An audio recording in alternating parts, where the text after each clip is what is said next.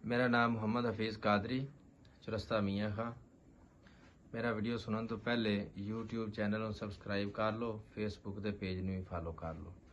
तो मेरे भाई आ जड़ा बंदियां दे दोस्तां दे जिन्हां दे अखां दा छप्पर ही थल्ले डिग पिया है ना जी, या अखां दे आ जड़ा विचला डिल है इनू इन्नी शिद्दत दी दर्द हुंदी है। ਇਹ ਜਿਹੜਾ ਹਿੱਸਾ ਹੈ ਆਹੀਂ ਅੱਗ ਐਵੇਂ ਲੱਗਦਾ ਜਿਵੇਂ ਸੜਦਾ ਪਿਆ, ਅੱਗ ਲੱਗੀ ਹੋਈ ਹੈ ਇੱਕ ਸਾਈਡ ਤੇ। ਆਹ ਸਿਰ ਦਾ ਅੱਧਾ ਹਿੱਸਾ ਜਿਹੜਾ ਇੰਨੀ ਸ਼ਿੱਦਤ ਦੀ ਦਰਦ ਹੁੰਦੀ ਕਿ ਨਾ ਕਾਬਲੇ ਬਰਦਾਸ਼ਤ ਹੱਦ ਤੱਕ। ਜਿਹੜਾ ਜਾਂ ਉਹਨਾਂ ਦੇ ਆਹ ਹਿੱਸਾ ਪਿਛਲਾ ਛਕੀਂਦਾ ਪਿਆ ਹੈ, ਜਾਂ ਆਹ ਜਿਹੜੇ ਦੋਵੇਂ ਢੇਲੇ ਨੇ ਨਾ ਇੰਨੇ ਸ਼ਿੱਦਤ ਦੀ ਦਰਦ ਕਰਦੇ ਪਏ ਨੇ ਕਿ ਉਹ ਦਵਾਈਆਂ ਲੈ ਲੈ ਕੇ ਲੈ ਤੇ ਉਹ ਖੱਪ ਰਿਹਾ ਵਿਚਾਰਾ। ਹੁਣ ਤਾਂ ਉਹਦਾ ਦਿਲ ਇਵੇਂ ਹੁੰਦਾ ਵੀ ਅੱਲਾ ਪਾਕ ਜਿਹੜਾ ਨਾ ਹੁਣ ਤਾਂ ਮੇਰੀ ਸੋਹਣੀ ਲਵੇ ਤੇ ਚੰਗਾ ਹੈ ਵੀ ਜਿੰਨੀਆਂ ਦਵਾਈਆਂ ਖਾ ਲਈਆਂ ਨੇ ਤਬੀਅਤ ਖਰਾਬ ਹੀ ਹੋਈ ਹੈ, ਤਬੀਅਤ ਮੇਰੀ ਵਿਗੜੀ ਹੈ, ਤਬੀਅਤ ਮੇਰੀ ਸਵਰੀ ਨਹੀਂ ਦੀ। ਇੰਨੀ ਸ਼ਿੱਦਤ ਦੀ ਤਕਲੀਫ ਹੈ। ਤਾਂ ਦਿਨ ਰਾਤ ਜਿਹੜਾ ਨਾ ਜਿਹੜਾ ਉਹਦਾ ਦਿਨ ਗੁਜ਼ਰਦਾ ਹੈ ਨਾ, ਜਾਂ ਜਿਹੜੀ ਉਹਦੀ ਰਾਤ ਗੁਜ਼ਰਦੀ ਉਹ ਇਵੇਂ ਗੁਜ਼ਰਦੀ ਹੈ ਜਿਵੇਂ ਸੂਲੀ ਤੇ ਗੁਜ਼ਰਦੀ ਪਈ। ਤੇ ਅੱਖਾਂ ਬੰਦ ਕਰੇ ਫਿਰ ਵੀ ਉਹਨੂੰ ਦਰਦ, ਅੱਖਾਂ ਲਾਲ ਸੁਰਖ ਬੋਟੀ ਰੰਗੀਆਂ ਉਹਨਾਂ ਦੀਆਂ ਹੋ ਗਈਆਂ ਨੇ, ਇਵੇਂ ਲੱਗਦਾ ਜਿਵੇਂ ਅੱਖਾਂ 'ਚ ਖੂਨ ਬਾਹਰ ਆਉਂਦਾ ਪਿਆ। ਅੱਖਾਂ ਦਾ ਧੁੰਦਲਾਪਨ ਹੈ, ਅੱਖਾਂ ਨੂੰ ਨਜ਼ਰ ਨਹੀਂ ਆਉਂਦਾ ਪਿਆ, ਕਦੇ ਚੱਕਰ ਆਉਂਦੇ ਨੇ ਸਿਰ ਨੂੰ ਬੜੇ ਜ਼ਿਆਦਾ। ਤਾਂ ਮੇਰਾ ਭਾਈ ਇਹ ਨੁਸਖਾ ਤੁਹਾਨੂੰ ਅਸੀਂ ਦੱਸਣਾ ਹੈ, ਇਹਦੀ ਇਹਤਿਆਤ ਬਹੁਤ ਜ਼ਿਆਦਾ ਹੈ, ਬੜੇ ਗੌਰ ਨਾਲ ਇਹਨੂੰ ਸੁਣਿਆ ਜੇ। ਇਹ ਜਮਾਲ ਘੋਟਾ ਹੈ, ਇਹਦੇ ਤੁਸੀਂ ਲੈਣੇ ਨੇ 5 ਦਾਣੇ। ਜਮਾਲ ਘੋਟੇ ਦੇ 5 ਦਾਣੇ ਲੈਣੇ ਨੇ ਤੁਸੀਂ। ਇਹਨਾਂ ਦਾ ਤੁਸੀਂ ਉਤਲਾ ਛਿਲਕਾ ਉਤਾਰ ਲੈਣਾ ਬਿਲਕੁਲ। ਇਹਦੇ ਉੱਤੇ ਬਰੀਕ ਇੱਕ ਝਿੱਲੀ ਹੁੰਦੀ ਉਹ ਵੀ ਤੁਸੀਂ ਉਤਾਰਨੀ। ਇਹਦੇ ਉਤਾਰਨ ਤੋਂ ਬਾਅਦ ਇਹਦੇ ਵਿੱਚ ਇੱਕ ਪੀਤਾ ਹੁੰਦਾ ਹੈ, ਜਿਹੜਾ ਸਿੰਮੇ ਕਾਤਲ ਹੁੰਦਾ ਹੈ। ਉਹ ਜਿਸਮ ਤੇ ਲੱਗ ਵੀ ਜਾਵੇ ਨਾ ਪੀਤਾ ਤੇ ਉਹ ਬਾਹਰ ਵੀ ਜ਼ਖਮ ਕਰ ਦਿੰਦਾ, ਵਰਮ ਕਰ ਦਿੰਦਾ, ਸੋਜ਼ਸ਼ ਕਰ ਦਿੰਦਾ ਹੈ, ਇੰਨਾ ਉਹ ਜ਼ਹਿਰੀਲਾ ਹੁੰਦਾ ਹੈ। ਇਸ ਵਾਸਤੇ ਤੁਸੀਂ ਉਸ ਪੀਤੇ ਨੂੰ ਹਰ ਸੂਰਤ ਬਾਹਰ ਕੱਢਣਾ ਹੈ। ਕੱਢ ਕੇ ਫਿਰ ਤੁਸੀਂ ਕੋਈ ਕਲੀ ਦਾ ਬਰਤਨ ਲੈਣਾ ਹੈ, ਬਰਤਨ ਖੁਰਦਰਾ ਜਿਹਾ ਹੋਵੇ, ਕਲੀ ਉਹਨੂੰ ਕਰਵਾ ਲੈਣਾ। ਉਹਨੂੰ ਤੁਸੀਂ ਲੱਕੜੀ ਦੇ ਕਿਸੇ ਵੀ ਕੁੰਡੇ ਨਾਲ ਡੰਡੇ ਨਾਲ ਤੁਸੀਂ ਉਹਨੂੰ ਰਗੜਾਈ ਸ਼ੁਰੂ ਕਰ ਦੇਣੀ। ਤੇ ਰਗੜਾਈ ਦਾ ਮਿਆਰ ਤੁਸੀਂ ਇਹ ਰੱਖਣਾ ਹੈ ਕਿ ਉਹ ਇੰਨੀ ਜ਼ਬਰਦਸਤ ਰਗੜਾਈ ਹੋਣੀ ਚਾਹੀਦੀ ਉਹਦੇ ਨਾਲ ਵੀ। ਉਹਦੇ ਨਾਲ ਇੱਕ ਇੱਕ ਕਤਰਾ ਤੁਸੀਂ ਨਾ ਜਦੋਂ ਵੇਖੋ ਨਾ ਰਗੜਾਈ ਹੋ ਗਈ ਹੈ, ਨਾਲ ਚਿਪਕ ਗਿਆ, ਹੁਣ ਡੰਡੇ ਨਾਲ ਲੈਂਦਾ ਨਹੀਂ ਪਿਆ, ਤੁਸੀਂ ਉਹਦੇ 'ਚ ਨਾ ਇੱਕ ਇੱਕ ਕਤਰਾ ਪਾਣੀ ਦਾ ਡਾਲਦੇ ਜਾਣਾ।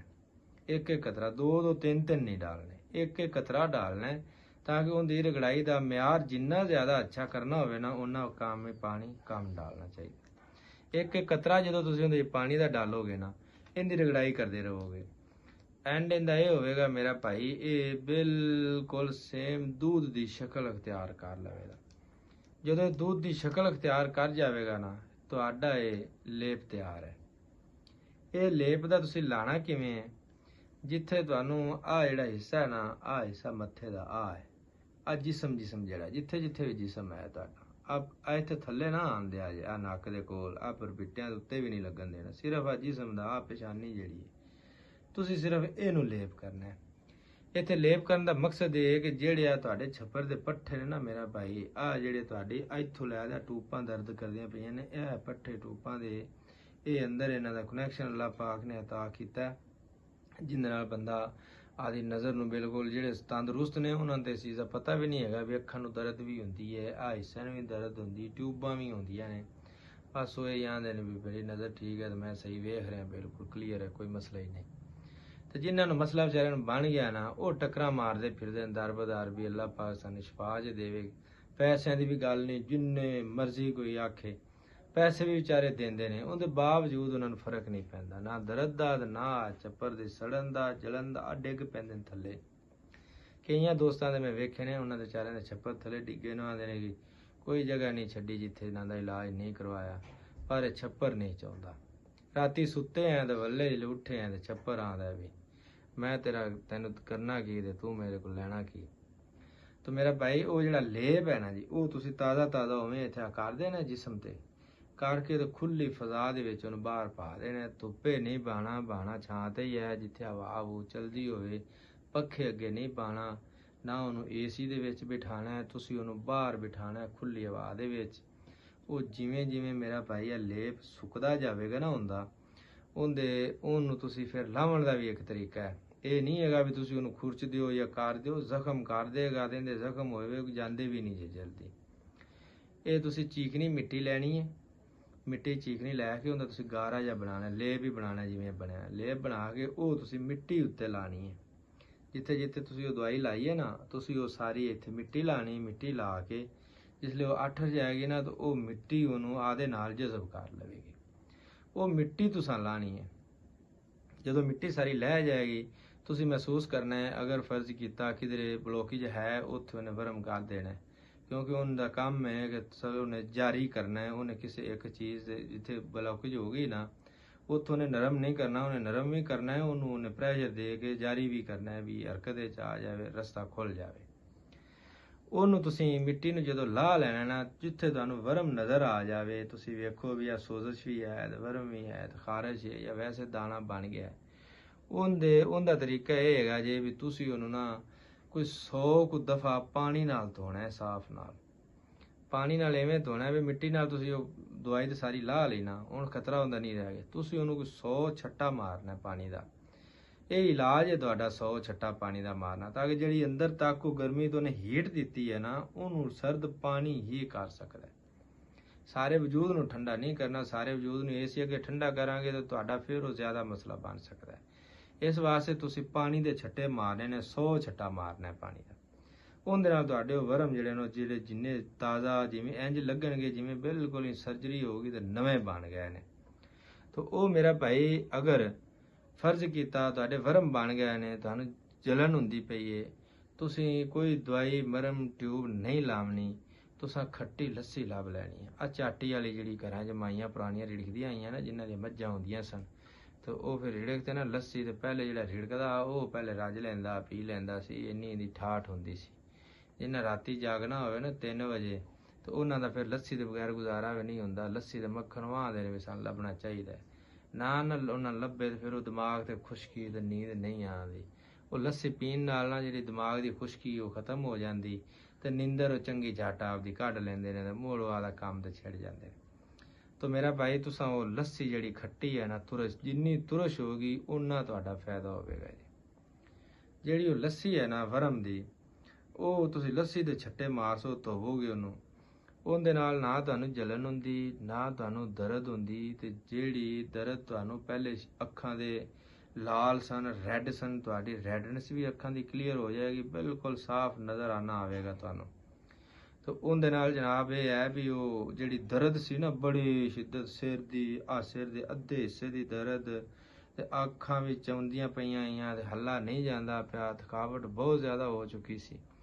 ਤੇ ਉਹ ਜਿਹੜੀਆਂ ਚੀਜ਼ਾਂ ਨੇ ਨਾ ਤੁਹਾਡੀਆਂ, ਉਹ ਇੱਕ ਦਫਾ ਹੀ ਕਰਨਾ ਜੇ ਲੇਪ ਮਾਦਾ, ਹਰ ਰੋਜ਼ ਲੱਗੇ ਰਹੋ ਤੁਸੀਂ ਵੀ, ਇਹਦਾ ਫਾਇਦਾ ਹੋ ਗਿਆ। ਸਿਰਫ ਇੱਕੋ ਦਫਾ ਜ਼ਿੰਦਗੀ 'ਚ ਹੋਣਾ ਜੇ ਤੁਹਾਡਾ ਲੇਪ। ਇਹ ਲੇਪ ਜਿਹੜਾ ਹੈ ਇਹ ਤੁਹਾਨੂੰ ਜ਼ਿੰਦਗੀ ਵਾਸਤੇ ਕਾਫੀ ਹੈ, ਦੁਬਾਰਾ ਤੁਹਾਨੂੰ ਇਹ ਨਹੀਂ ਕਰਨਾ ਪੈਂਦਾ। ਤੇ ਇੰਨੀ ਤੁਹਾਡੀ ਖੂਬਸੂਰਤ ਤਬੀਅਤ ਬਣ ਜਾਏਗੀ, ਅੱਗੇ ਤੋਂ ਜ਼ਿਆਦਾ ਤੁਹਾਡੀ ਬਿਨਿਆਈ ਵੀ ਤੇਜ਼ ਹੋ ਜਾਏਗੀ। ਇਹਦਾ ਇੰਨਾ ਫਾਇਦਾ ਹੈ। ਤੇ ਇਹ ਯਾਦ ਰੱਖਿਆ ਜੇ, ਇਹ ਦਵਾਈ ਨੂੰ ਤੁਸੀਂ ਅੱਖ ਦੇ ਵਿੱਚ ਨਹੀਂ ਜਾਣ ਦੇਣਾ। ਲੱਸੀ ਨਾਲ ਇਹਨੂੰ ਧੋ ਲੈਣਾ ਹੈ, ਧੋਣ ਤੋਂ ਬਾਅਦ ਅਗਰ ਇਹ ਅੱਖ ਦੇ ਵਿੱਚ ਚਲੀ ਗਈ ਤੇ ਇਹਨੇ ਜ਼ਖਮ ਕਰ ਦੇਣਾ ਹੈ, ਫਿਰ ਲੱਸੀ ਨਾਲ ਵੀ ਨਹੀਂ ਜੇ ਜਾਣਾ।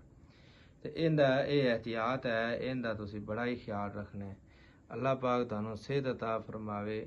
ਸਾਡਾ ਇਹ ਬੜਾ ਸ਼ੌਕ ਹੈ। ਅੱਲਾਹ ਪਾਕ ਨੂੰ ਉਹ ਬਜ਼ੁਰਗ ਫਰਮਾਉਂਦੇ ਨੇ ਕਿ ਅੱਲਾਹ ਪਾਕ ਦੀ ਬਾਰਗਾਹ ਦੇ ਵਿੱਚ ਕਰੀਬ ਹੋਣ ਵਾਸਤੇ ਨਾ, ਅੱਲਾਹ ਪਾਕ ਦੀ ਬਾਰਗਾਹ ਦੇ ਕਰੀਬ ਹੋਣ ਵਾਸਤੇ ਜਿਹੜੇ ਬੜੇ ਬੜੇ ਰਸਤੇ ਨੇ, ਤਹੱਜਦ ਗੁਜ਼ਾਰ ਵੀ ਹਨ। ਤਹੱਜਦ ਲਈ ਕਈ ਲੋਕ ਪੜ੍ਹਦੇ ਨੇ, ਅੱਲਾਹ ਦੇ ਕਰੀਬ ਹੁੰਦੇ ਨੇ, ਕੋਈ 5 ਟਾਈਮ ਨਮਾਜ਼ ਪੜ੍ਹਦੇ ਨੇ, ਕੋਈ ਕਿਸ ਤਰ੍ਹਾਂ ਹਜ਼ਾਰਾਂ ਰਸਤੇ ਨੇ ਅੱਲਾਹ ਪਾਕ ਦੀ ਬਾਰਗਾਹ ਦੇ ਕਰੀਬ ਹੋਣ ਦੇ।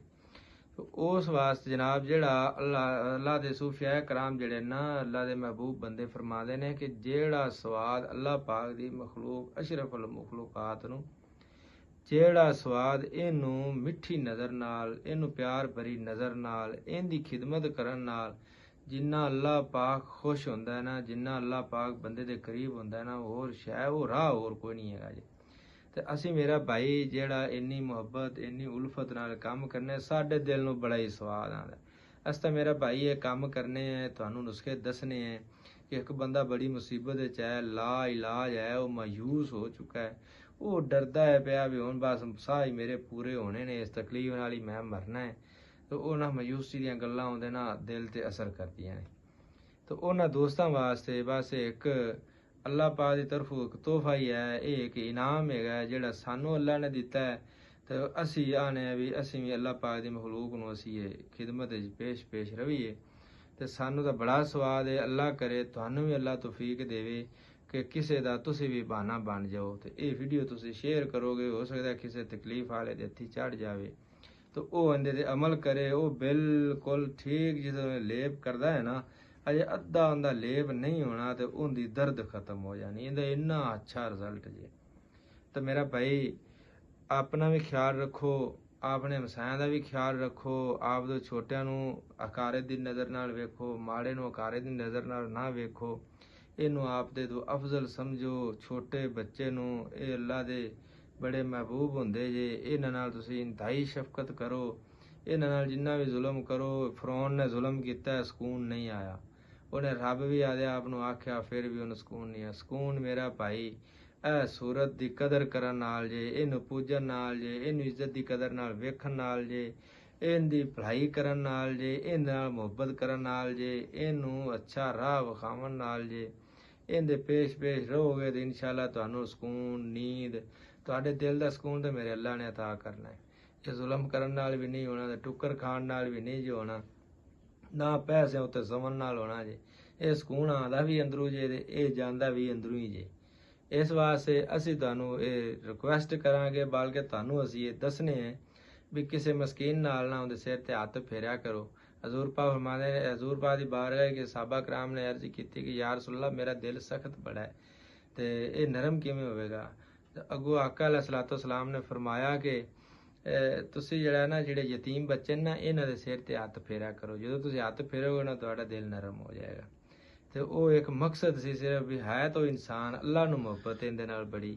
ਜਦੋਂ ਤੁਸੀਂ ਵੀ ਇਹਦੇ ਨਾਲ ਮੁਹੱਬਤ ਕਰੋਗੇ ਨਾ ਤੇ ਫਿਰ ਅੱਲਾਹ ਪਾਕ ਤੁਹਾਡੇ ਦਿਲ ਨੂੰ ਸਕੂਨ, ਰਾਹਤ ਹਰ ਲਿਹਾਜ਼ ਨਾਲ ਬਖਸ਼ੇਗਾ। ਉਹ ਤੂੰ ਖੁਸ਼ਹਾਲ ਰਵੇਂਗਾ।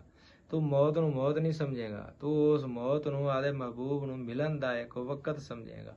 ਤੇਰਾ ਦਿਲ ਏਡਾ ਖੁਸ਼ਬਾਸ਼ ਹੋਵੇਗਾ ਔਰ ਤੇਰਾ ਦਿਲ ਕਰੇਗਾ ਕਿ ਮੈਂ ਆਦੇ ਮਹਿਬੂਬ ਦਾ ਜ਼ਿਕਰ ਕਰਦਾ ਜਾਵਾਂ। ਜਿਹੜੇ ਦੁਨੀਆਦਾਰ ਹੁੰਦੇ ਨਾ ਉਹਨਾਂ ਨੂੰ ਗਮ ਹੁੰਦਾ ਦੌਲਤ ਦਾ।